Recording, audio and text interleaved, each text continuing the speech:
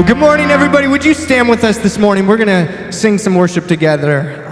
Thank you for making it here. I know the time change has done a number on some of us, so myself included, but we're going to kick it up a little bit and sing together here this morning.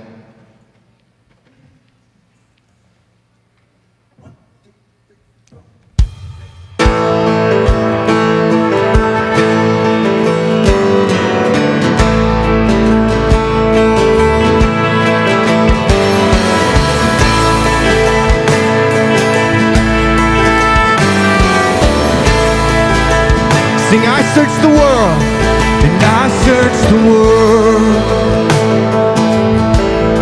but he couldn't fail me. A man's empty praise and treasures that fade are never enough. Till you came along and put me back together.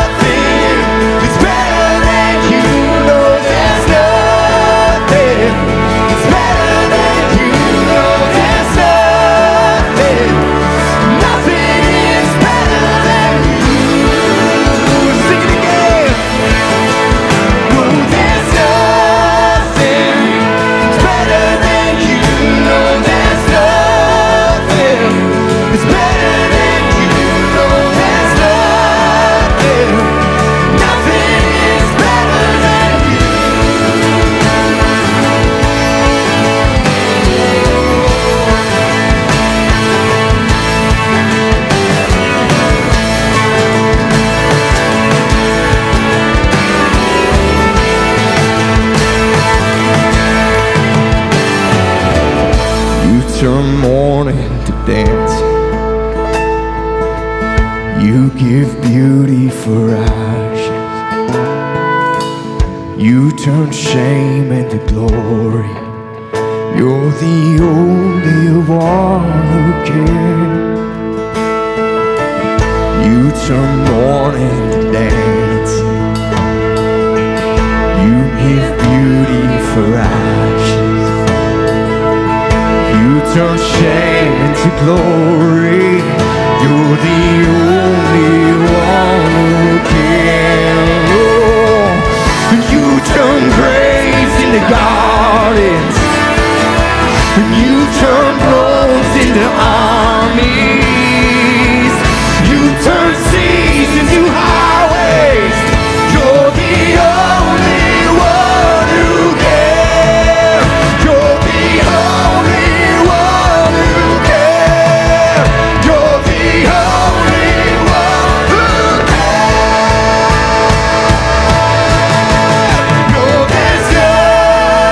it's better than you, no, there's nothing.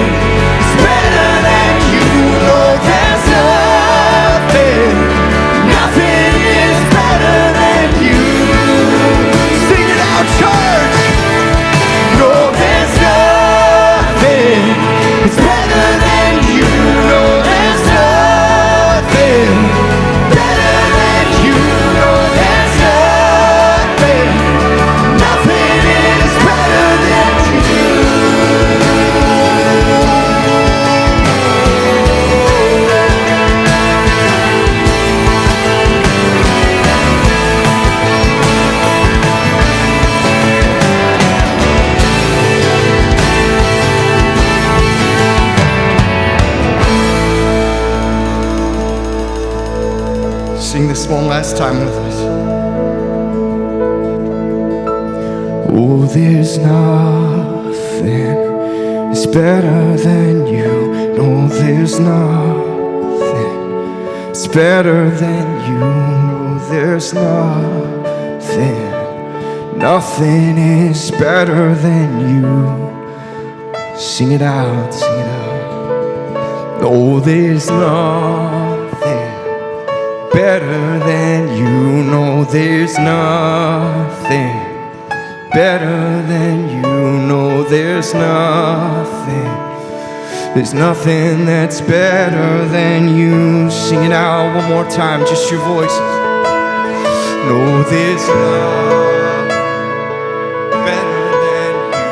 No, there's nothing better than you. No, there's nothing is better than.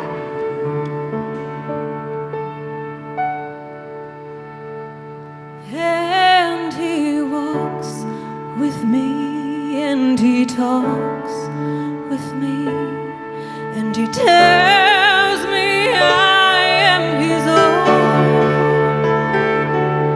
and the joy we share as we tarry there, none other has ever known. And he walks with me, and he talks with me, and he tells me I am his own, and the joy we share as we tarry there, none other has ever known. And he walks with me, and he talks with me, and he tells me I am his own, and the joy we share as we tarry there, none other has ever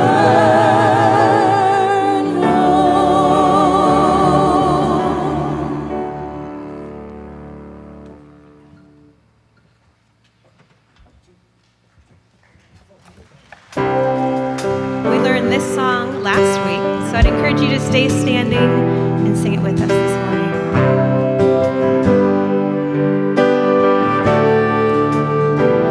I count on one thing, the same God that never fails will not fail me now. You won't fail me now in the waiting. The same God who's never late is working all things out.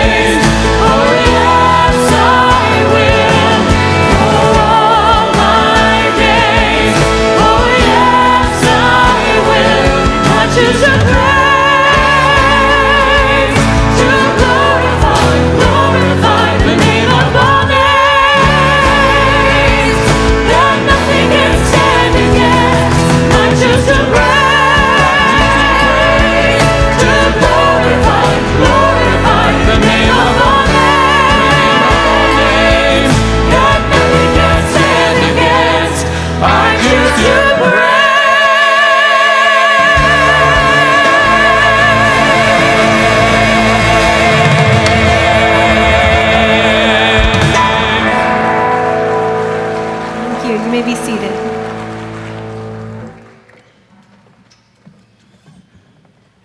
Good morning, Riverbend. Welcome to all of you who are here in person. Thanks for getting up an hour early. And welcome to all of you who are joining us online. We're really glad to have you. My name's Audrey, and I serve as the Connections Director here. And that means I help newcomers get connected in the ways and the timing that works best for you. And one of the best ways to let us know that you're here and let us know how we can help you get connected here, I'd like to invite anyone who's new here or online to fill out a connection card. You can scan the QR code and let us know where you're watching from if you're online, or where you want to serve, or where you want to get connected, or what you're interested in learning about Riverbend. We'd love to connect with you. So I just have a few announcements for you this morning. You can find the information about this on our events page on our website. The first thing is called Eyes to See. This is a 3-week class for any of us after this service. It starts next Sunday, who are curious about having some extra tips on how we can share our faith with the people that we know in our lives out in the world. I don't know about you, but I can use some, hints and improvements, because when I start to think about who I'd like to share with, I would like some help on how best to do that. So you can find that and register for that on our events page. Again, we'd love to have you join us. Again, it's 3 weeks after the service, starting next Sunday. The next thing I want to tell you about is Easter and Holy Week. So can you believe Easter is 4 weeks away from today? And we are going to have 3 Easter services here in the Home for Hope at 8:30, 10 a.m., and 11:30. So invite your friends, invite your neighbors, bring your families. It's going to be a really beautiful day of worship on Easter Sunday. We also want to let you know we've got several things happening during Holy Week, the week leading up to Easter.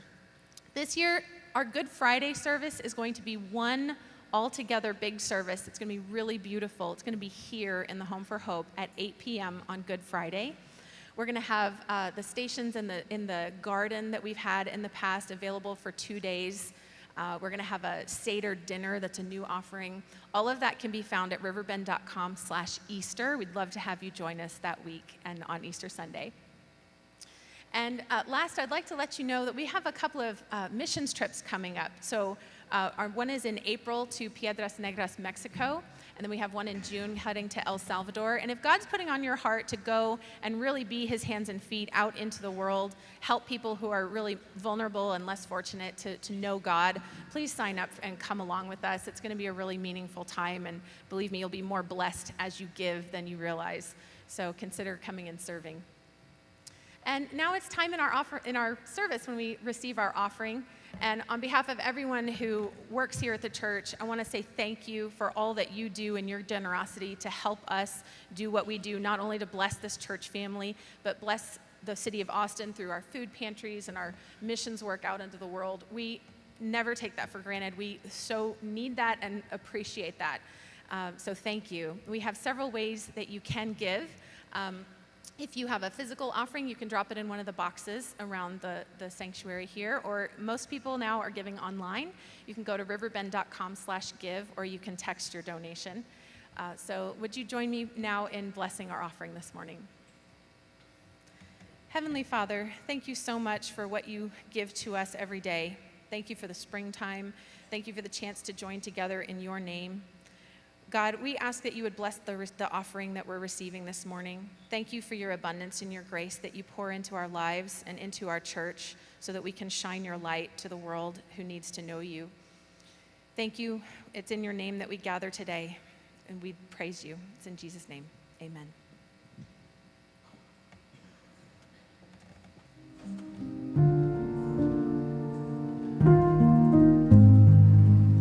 My parents were both very educated, but neither of them believed in God. I was raised as an atheist.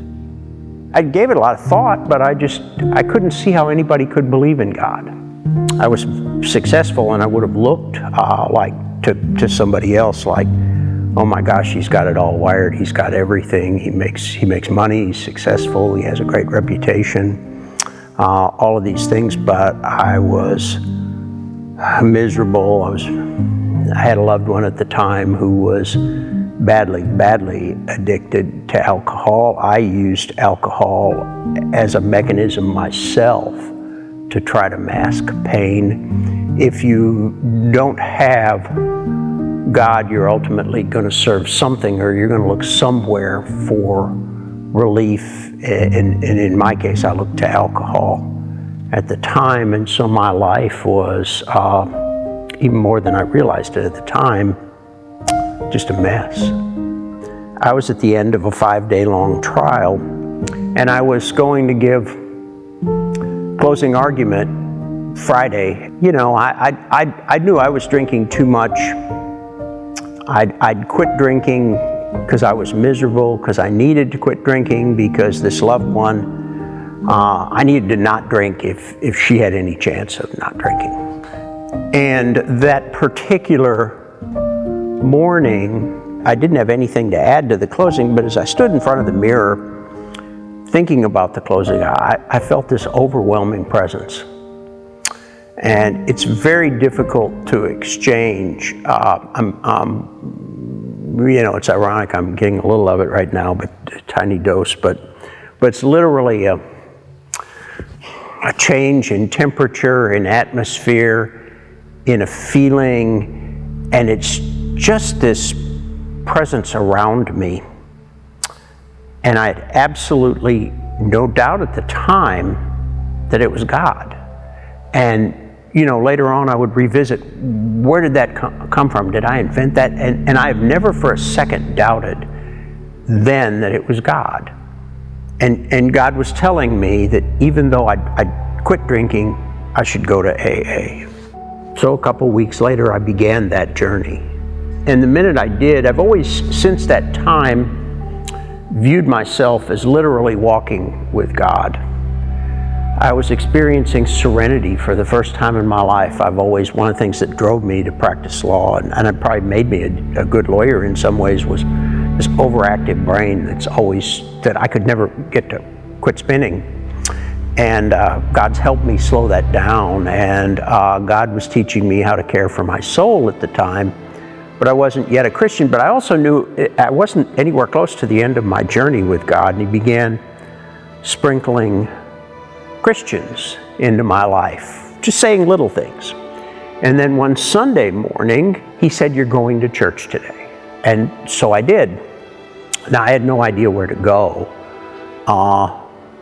And I did visit a few churches, and then he led me back over and over again to Riverbend. And I'm convinced this is where He intended me to be, because God, through His amazing grace, saved a foolish old man who never deserved that.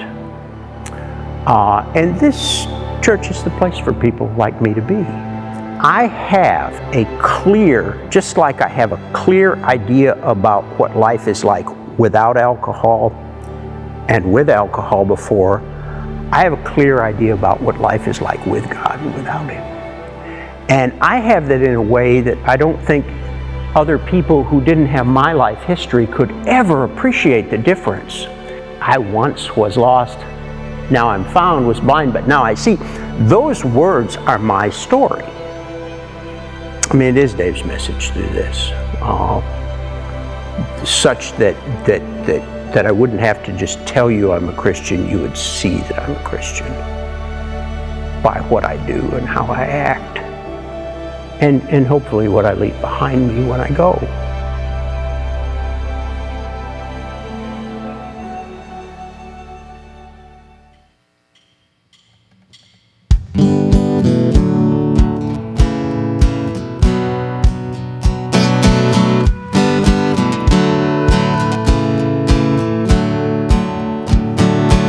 What makes you think that you don't need a God?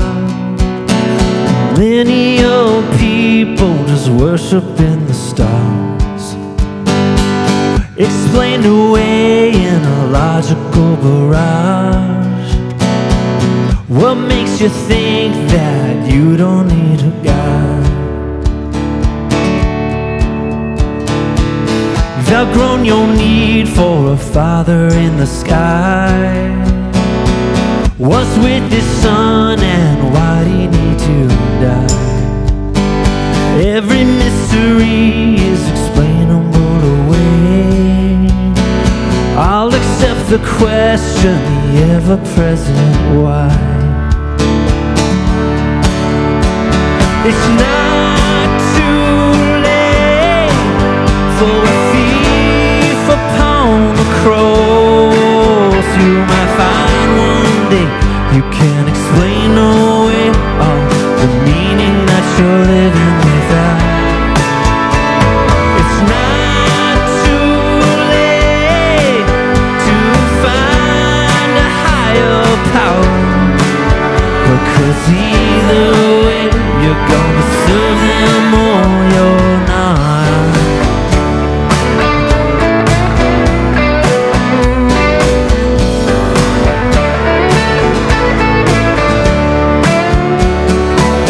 What do you think when you look up at the sky? Do you fear the infinite or catch a glimpse of the divine? Either way, it doesn't matter where you land. If God is real and good, then God will understand. Late at night when your mind is finally still, what keeps you up and what shakes you to your core? A healthy fear of death and a divine sugar pill. If maybe all you need, or maybe you don't need a God just yet. It's not too late for a thief upon the cross. You might find one day you can't explain away all the meaning that you're living without. It's not too late to find a higher power, because either way you're gonna serve them or you're not.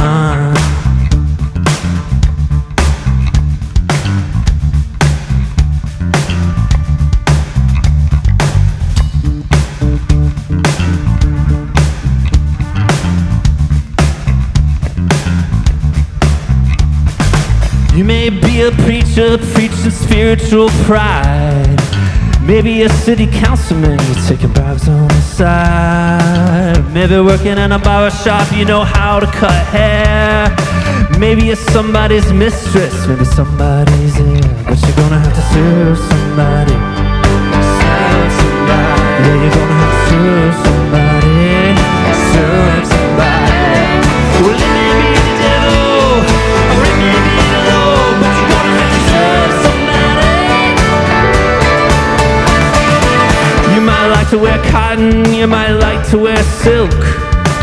You may like to drink whiskey, you might like to drink milk. You might like to eat caviar, you might like to eat bread. Maybe sleeping on the floor, you're sleeping on a king-size bed. But you're gonna have to serve somebody. Serve somebody. Yeah, you're gonna have to serve somebody. Serve somebody. Well, it may be the Lord, or it may be yourself, but you're gonna have to serve somebody.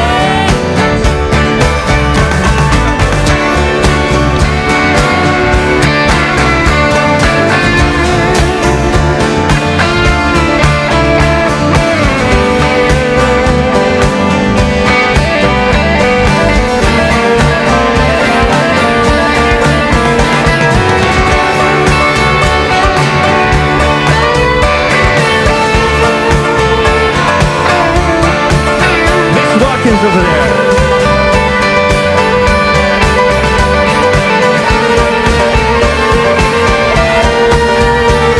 It's not too late for a thief upon the cross. You might find one day you can't explain away all the meaning that you're living without. It's not too late to find a higher power, because either way you're gonna serve them or you're not.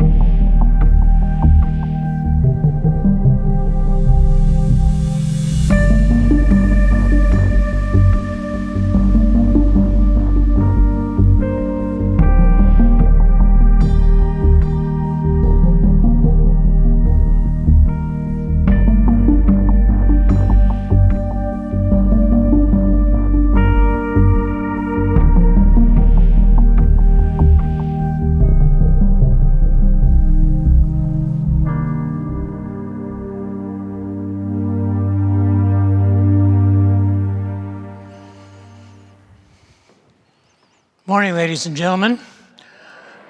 Welcome aboard Riverbend Airways. Before we depart this morning, I want to encourage you to make sure that your trays are stowed and that your seats are in the upright and locked position and that your seat belts are securely fastened around your waist. The captain has informed me that our flight time today will be somewhere between 30 and 35 minutes, depending on the Holy Spirit traffic control. And he has also let me know that this may be a turbulent flight. So we would encourage you, as long as you are on the flight today, to remain seated with your seatbelt securely fastened. Have a safe journey. How many of you are familiar with those kind of announcements when you get on a commercial airliner? Everybody experienced that at least once? I mean, along with the terrifying reality of oxygen masks falling down in front of your face and the graceful movement identifying the exit rows that you should find, and some of them are behind you. All of that instruction is really something that most of us don't realize is one of the most fateful decisions that we make in our lives. We do it all the time. We get on the plane, we sit in, we put our tray tables up, we put our seat backs up, and we prepare to go for a flight, and we entrust our very lives to complete strangers. We literally get on a plane and we say, this is my life and my family, and we are trusting a flight crew who we have no knowledge of. We're trusting mechanics and ground maintenance people who take care of the aircraft. We're trusting that they did their jobs. We're actually trusting thousands of workers at aircraft factories who assembled the aircraft. And in that moment, we are doing something extraordinary. We are ceding control of our lives to a total stranger.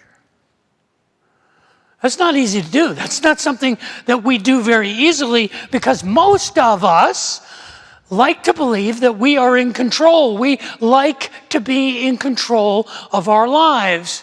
To some degree or another, each of us has some desire, some need, some pathological aspiration of saying, I have some measure of control of my life. Now, granted, there are some people who need a little bit more control than others.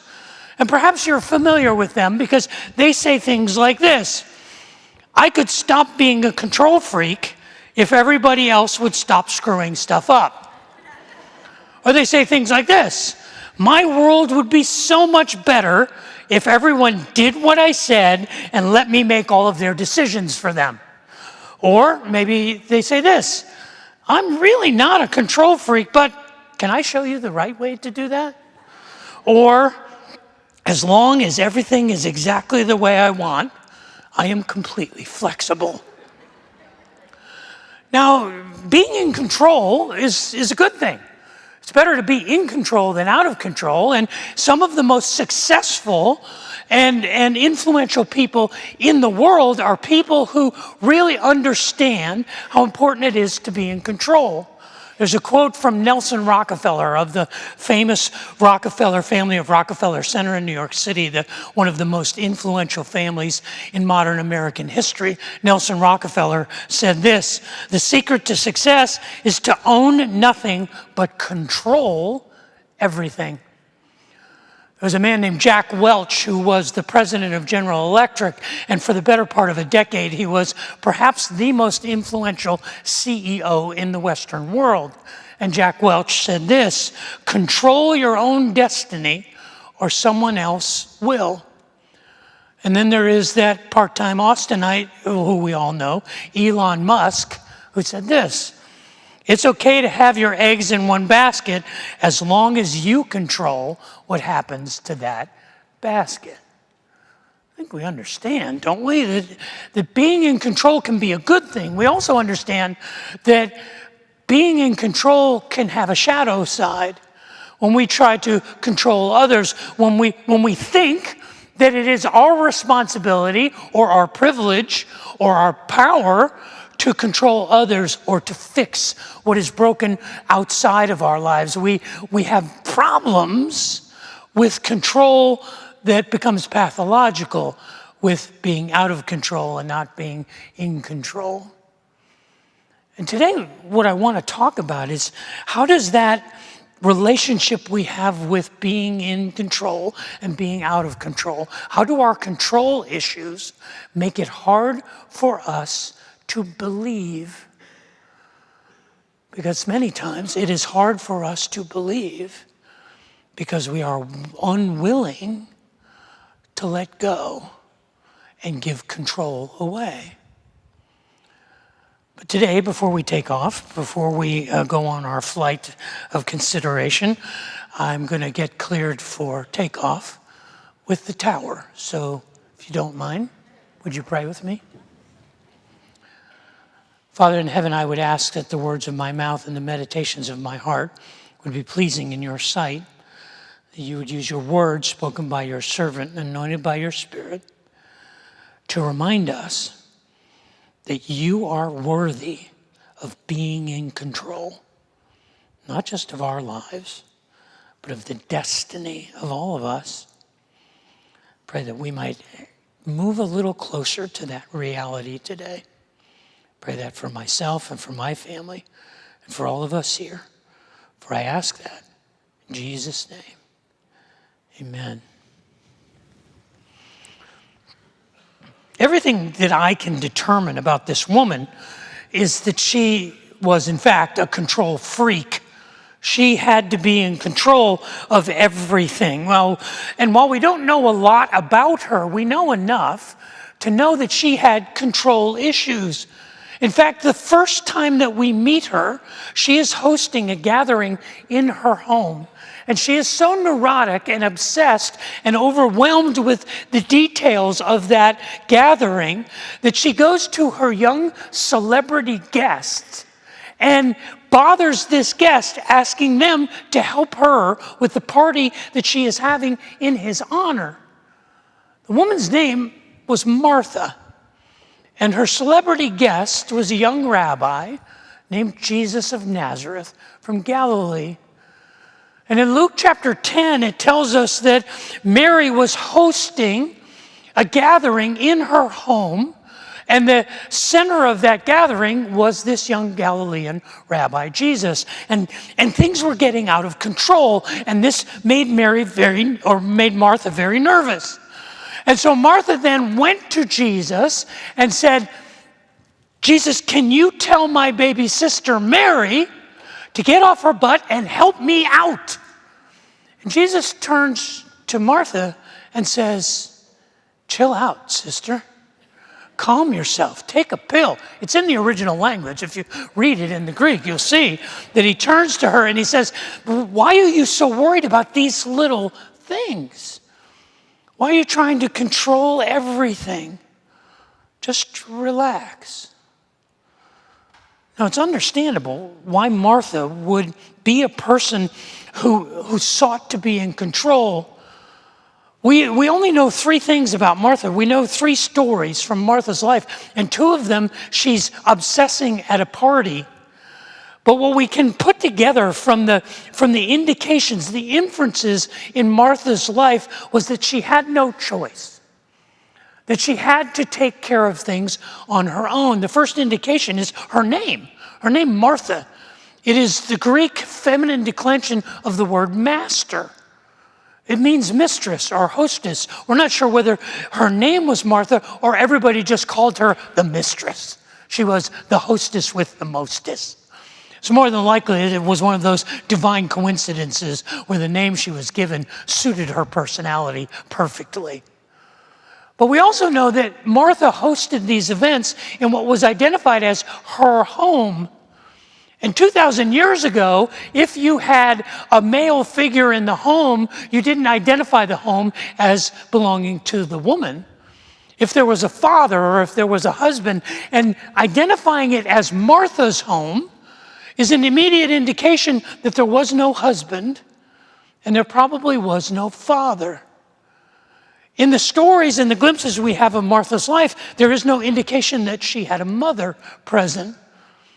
And we don't have to have that much of an exaggerated imagination to think that perhaps there was a day when Martha was a young girl where her parents either died or left or divorced, and she was left to be in charge of her younger sister named Mary and her younger brother named Lazarus.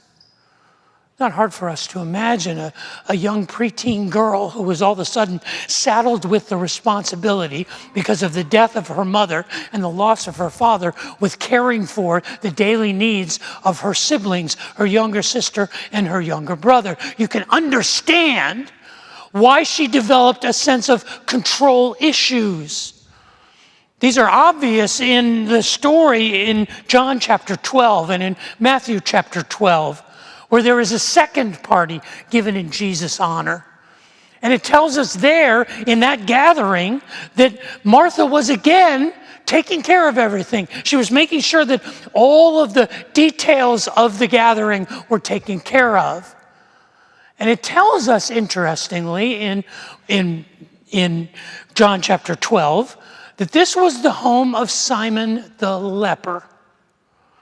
Now, I have a theory, and it's not really a conclusive theory, but it's a possibility, that Simon the leper was Martha's father. See, it was very possible that at a young age, Martha's mother died, and Martha's father was diagnosed with leprosy. There is no more horrible a sentence in ancient Israel than being diagnosed as a leper, because not only did it mean that you would live a life of physical pain and discomfort, you would also be ostracized from the society. Because of the contagious nature of the disease of leprosy, lepers were outcasts. They were physically removed. So it's possible that Simon the leper, the home of Simon the leper, was another way of acknowledging this was Martha's home.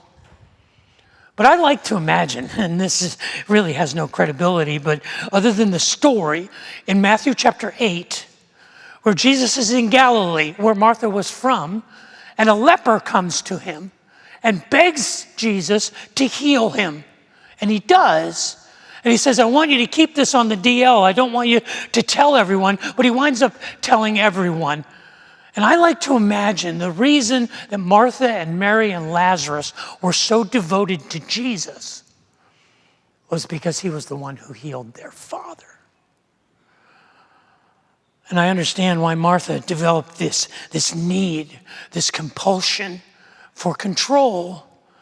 Because she had a season in her life where the trauma of her life demanded that she take responsibility, that she be in control. And psychologically, that's where all the evidence is.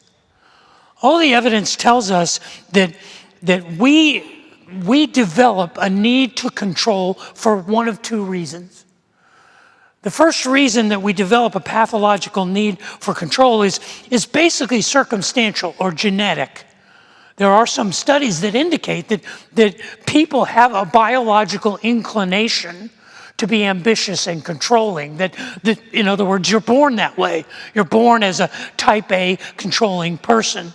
But most of the psychological studies that are reliable indicate that it has a lot to do with the context in which you were raised, particularly your birth order. If you are a firstborn child, statistically, you have a much higher probability of being a controlling person than if you are a middle or a youngest child. And this makes perfect sense because firstborn children are the first experiment that parents have. And we all know that first-time parents are idiots. And they're imprinting onto their child these experiments with how they should handle life because they don't know any better. And so firstborns have a tendency to be more controlling and to be more of the person who's out in front. Studies also show that not only do these firstborn people have a tendency to be more controlling, people who are born into families with high degrees of structure, perhaps based on nationality or tradition or heritage. Families with high expectations and high family structures have a tendency to produce more controlling individuals. There are even studies that indicate that left-handed people are more inclined to be controlling because they grow up in a right-handed world and they're constantly having to say, I am the exception, I am the outsider, I will be in control. It should not surprise you at all that I am a firstborn son of a highly rigid family who is left-handed. But the primary reason that psychologists tell us we develop pathological controlling needs is because of trauma, because of experiences in our youth where, like Martha, we perhaps suffered tragic loss or abuse, or we were placed in a situation where the circumstances demanded that we take responsibility beyond our capacity. The American Psychological Association describes it this way. They say if you struggle with the constant need to be in control, it is likely that you fear losing control and being at the mercy of other people. Your trigger for control issues can even be as deep as a traumatic event that may have occurred in your past, which left you feeling vulnerable and helpless. Because of this, you may desire control in unhealthy ways. An experience of neglect and or abuse can make you seek methods to regain control.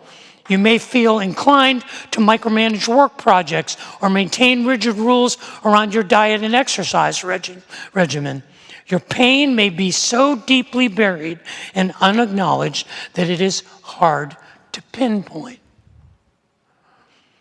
Regardless of what it was that formed Martha's need for control, she took control because she had no choice. It was her responsibility.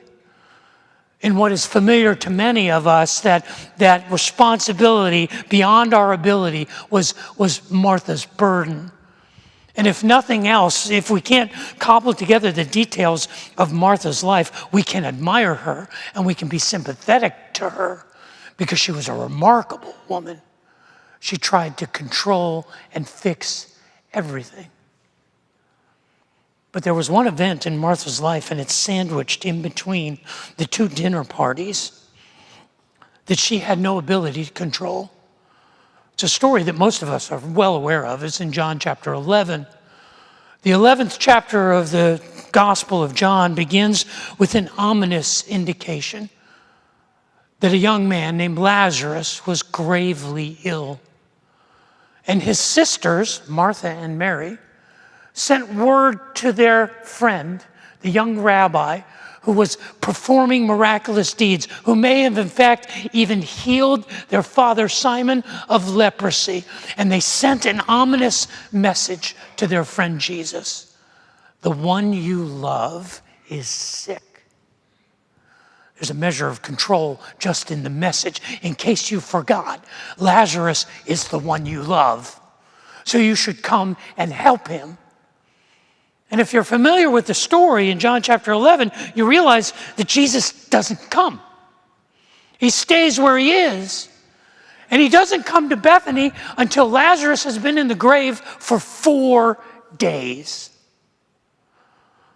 As he's approaching the village of Bethany, word comes to Martha, and she hears that Jesus is coming, and she picks herself up and, of course, runs out to meet him. And as she sees him, she says to him, if only you had been here, my brother would not have died. The woman who's used to being in control looks at this one and says, you let us down. You didn't come when we needed you. Where were you? Because if only you had been here, my brother would not have died. It's a true statement, but it's also an accusation. And Jesus responds with grace, and he says, your brother will rise again. And Martha says to him, I know that. I know. Everybody knows he will rise again. We all believe that there will be a resurrection in the last day. Tell me something I don't know. And Martha is speaking for all of us right there. She's saying, God, why didn't you fix this? Why didn't you make this right? I needed you to do this for me. I don't understand. When I was 13 years old, I was a Boy Scout. And as a 13-year-old Boy Scout, one of my goals was to go to Philmont Scout Ranch in Cimarron, New Mexico. When you grow up in New Jersey and Pennsylvania, Philmont in New Mexico was the most exotic camping experience you could have as a Boy Scout. The problem was you couldn't go to Philmont until you were 14 years old. So I applied to go to Philmont with a troop of guys from the East Coast the summer after I turned 14. I literally had turned 14 2 weeks before. And I went to Philmont Scout Ranch, and there should be a photograph. That was our troop at Philmont Scout Ranch in 1970. Can you see me in that picture? I'm in the front row on the right-hand side of the sign. If you get a close-up of it, you'll see 13-year-old, just newly 14-year-old minted Dave was about 5'6" tall, and I weighed about 80 pounds, and my voice had not yet changed. And I was responsible on the Philmont expedition, like all of the other scouts, to carry my weight in gear, which at the time was between 40 and 50 pounds. I weighed 80 pounds. And so for the next 2 weeks, I was sentenced to hike through the mountains of New Mexico carrying one of those antiquated canvas backpacks with a canvas tent. We didn't have all that ripstop nylon stuff and all that lightweight stuff. We had these wool sleeping bags that if they got wet at night, they weighed about 100 pounds when you carried them the next day. And I had to carry all of that stuff for 2 weeks. But the worst day was the 10th day, because the 10th day was Mount Baldy Day. And Mount Baldy is the tallest peak at Philmont Scout Ranch. It is 12,441 feet tall. And it rises above the tree line, and it could be called Mount Dave because there's nothing growing up there. And so on day 10, we were to summit Mount Baldy. And we started out at the base of the mountain, and before sunrise, our scoutmasters got us up, and we broke camp, and we started to hike in the dark to the trail that would lead us up to Mount Baldy. And just about shortly after sunrise, we came to a fork in the trail. And the trail to the left went along the riverbank, around the base of the mountain, and the trail to the right turned and went up into the woods and started switchbacks up the side of the mountain to the summit. We spent the next 6 hours climbing up Mount Baldy. I am here today only by the grace of God. That when I got to the top of Mount Baldy and I was able to take off my pack, if you've ever experienced that after a long hike, it feels like you can levitate. And I was levitating on the top of Mount Baldy, and I walked over to the rim, and I looked down, and I saw the switchbacks coming up the mountain, and I could see all the way down to the bottom to where the fork in the trail had been. And I was standing there looking at it, and I traced the trail back to where our campsite was that night, and the scoutmaster came over, and he said, let me show you something. And he took me to the other side of the summit, and he said, that's where we're heading after this. We're going to go down the mountain, and that's where we're going to camp. And as I looked at the camp on the other side of the mountain, I noticed that the trail that ran along the riverbank ran around the base of the mountain. It never went more than 5 feet up. It was just right around the base of the mountain. It would have been a stroll. We could have been there in 2 hours. I virtually killed myself to stand on the summit of Mount Baldy. And I realized something there. 50 years ago, as a 13, 14-year-old boy standing on the top of Mount Baldy, I realized something that guided my life for decades. And it was the idea of control, that sometimes you make a choice in your life to choose the harder path. You take the steeper climb, because of what you will accomplish, because of the view you will get at the top. And that when life gets hard, you have to realize that you have a choice to press on because it will be worth it when you get to the summit. And that served a controlling young man like me very well for decades. But as life began to wear thin on me over the years, I began to realize that sometimes we don't get that choice. That sometimes we find ourselves put on the side of the mountain. Sometimes the trail along the riverbank, the easy trail, is not available to us. We don't have a choice. We have to climb to survive. And life is just an endless series of switchbacks back and forth. And it's an endless repetition of false summits, thinking tomorrow will be a better day. And then when we get there, there's just another summit up ahead, and another, and there's an endless stream of struggle that we did not choose.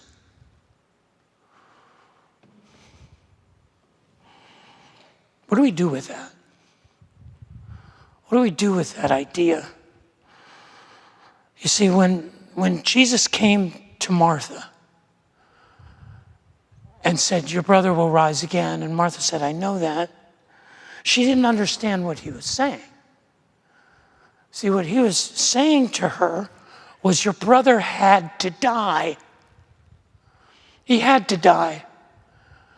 Because I could demonstrate my power to heal, but the only way I can demonstrate my power over death is to raise him from the dead, and your brother had to die. What do you do with that? What do we do with that when God says the hill, the climb, the loss, the struggle is my plan for you? You didn't choose it. It's my plan. Do we just struggle? Do we just climb? Do we just say, this is my fate? See, that's what makes what Jesus says to Mary in John chapter 11, verse 20, it says to Martha in John chapter 11, verse 25, so astonishing. In John chapter 11, verse 25, in response to Mary's lack of understanding and our lack of understanding, why do bad things happen to good people? Why does life put us on the side of the climb when we had no choice? He says to her, I am the resurrection and the life. And anyone who believes in me will know what that life is, even after they die. And everyone who lives in me and believes in me, they won't live for death. They will live a full life. See, what Jesus is saying is, I am the resurrection and the life. He's not saying I am the means to the resurrection and the means to life. He's saying, I am the life. I am the resurrection. And what he asks Martha, he asks us, do you believe this? And Martha says, well, I kind of do. I kind of believe that you're the promised Son of God, you're the Messiah, I know all that, but she didn't understand, like most of us don't understand. Because what Jesus was asking Martha and what Jesus is asking us today is, do you trust me to be in control of both life and death? I am the resurrection and the life. I am life and I am death.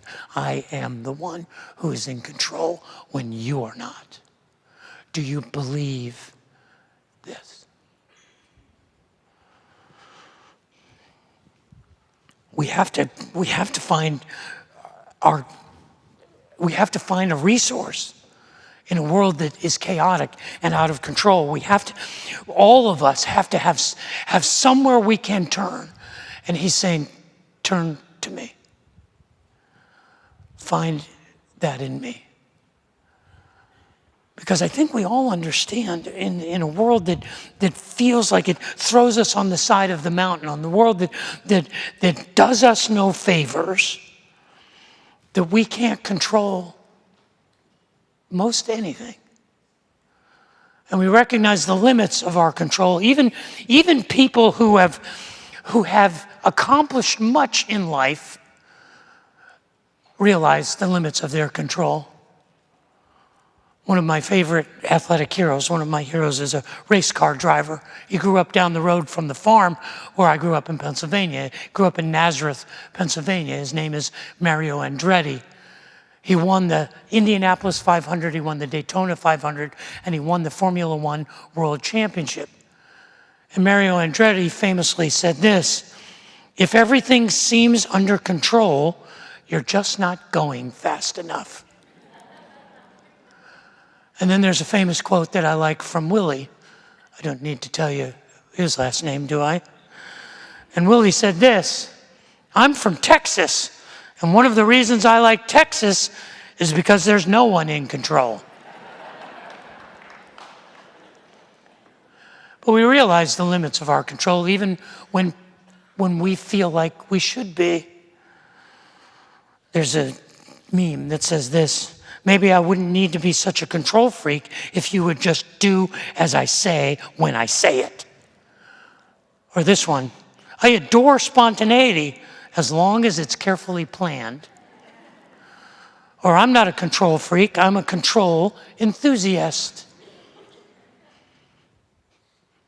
Who is in control of your life?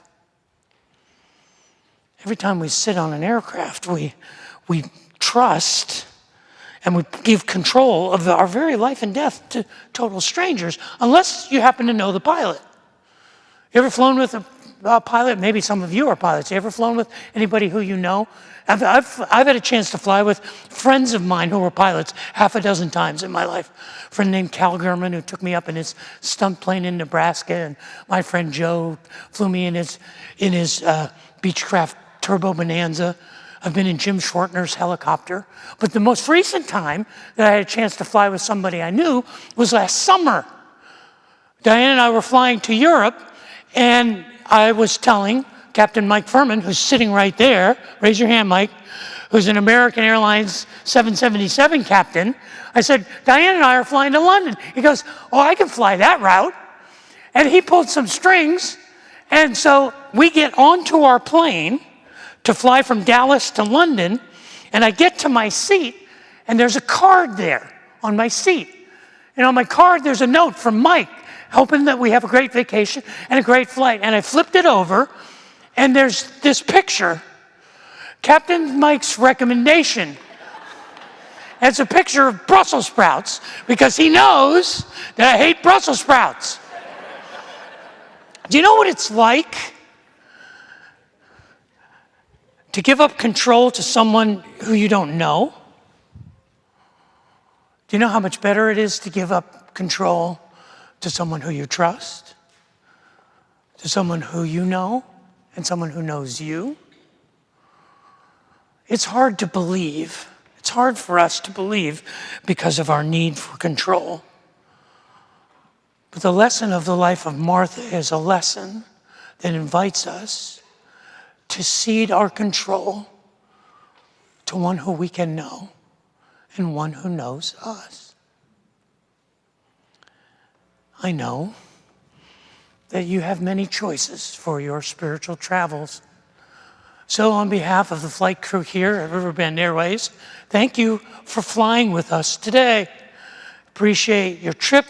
We hope that no matter where your life takes you in the coming week, that you will have safe travels. Thanks for flying Riverbend Airways.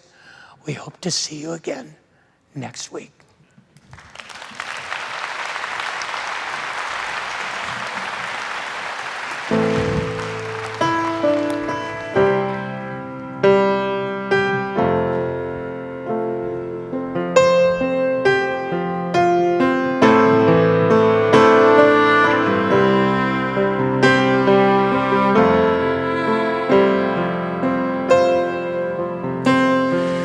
You hold the reins on the sun and the moon, like horses driven by kings.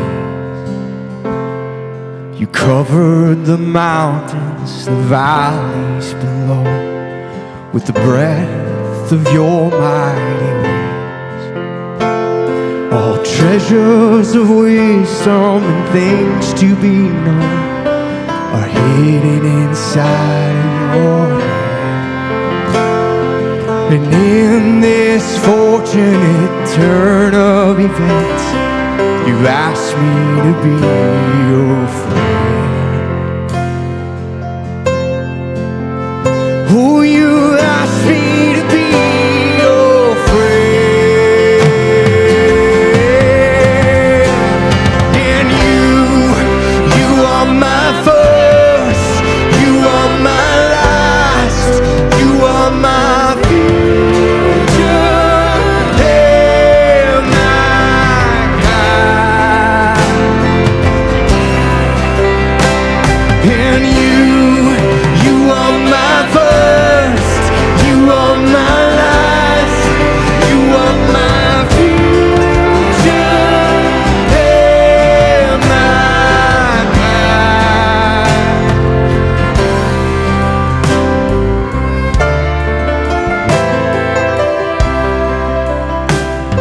The constellations are swimming inside the breath of your desire. Where could I run from, and where could I hide from your heart's jealous fire? All treasures of wisdom and things to be known are hidden inside of your hand. And in this fortunate turn of events, you asked me to be your friend.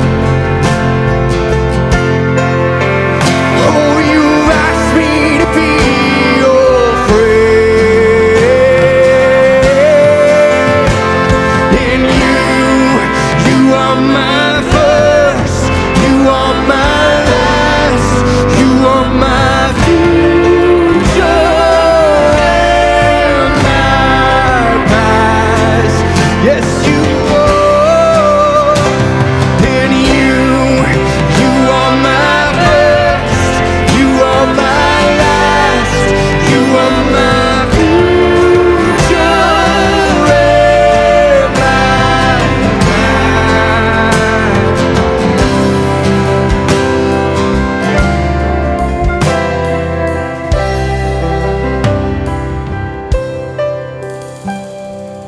You are the beginning and the end.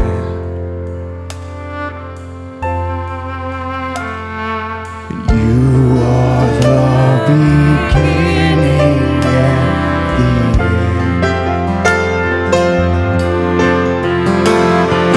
You are the beginning and the end. Sing it out, church, sing it out. You are the beginning and the end. And you are my first, you are my last, you are my future and my God. And you are my first, you are my last, you are my future and my